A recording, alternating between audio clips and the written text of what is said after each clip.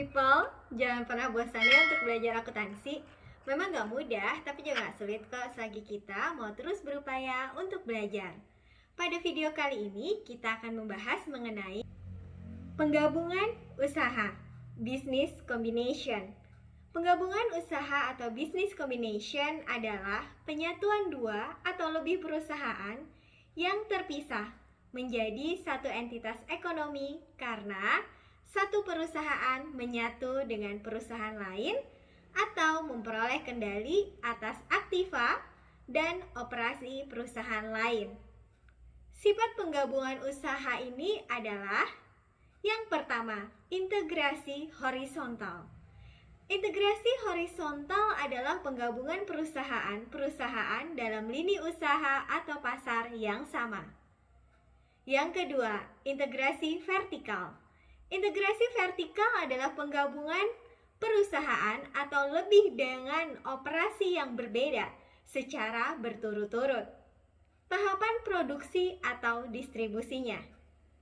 Yang ketiga, integrasi konglomerasi. Integrasi konglomerasi adalah penggabungan perusahaan-perusahaan dengan produk atau jasa yang tidak saling berhubungan dan bermacam-macam.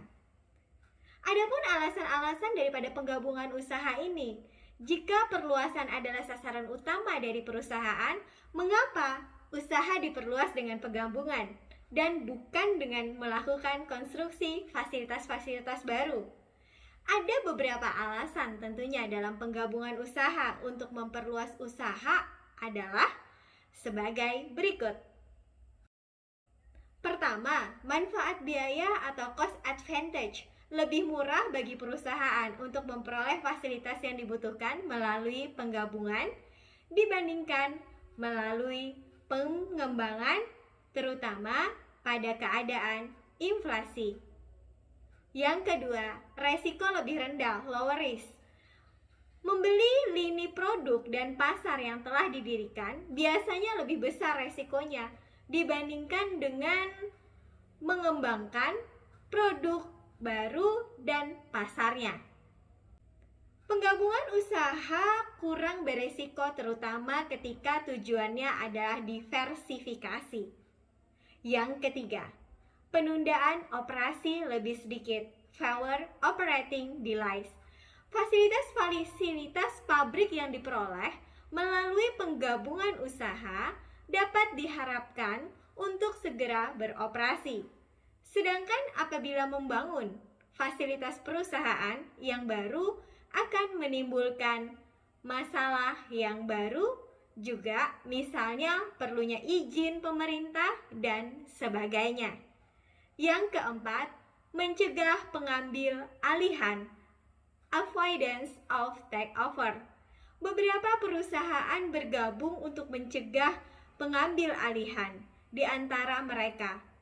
Yang kelima, akuisisi harta tidak berwujud, acquisition of intangible asset.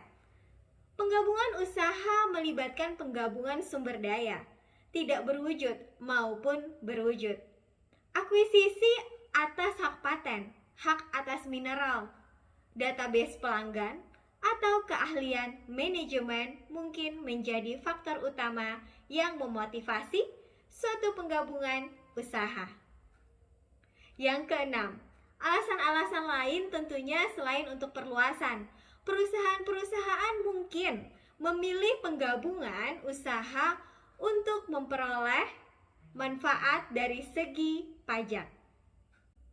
Meskipun pada dasarnya strategi penggabungan usaha yang dilakukan oleh beberapa perusahaan memberikan banyak manfaat, tetapi tentu juga di sini akan ada resiko yang harus ditanggung oleh perusahaan yang melakukan penggabungan usaha. Apa saja resiko tersebut? Resiko tersebut bisa berupa sumber daya manusia. Dalam hal ini tentunya akan berdampak dari penggabungan usaha tersebut. Jika ada komen, pertanyaan, silahkan di kolom komentar. Dan jika ada request untuk materi selanjutnya juga di kolom komentar. Semoga bermanfaat. Terima kasih.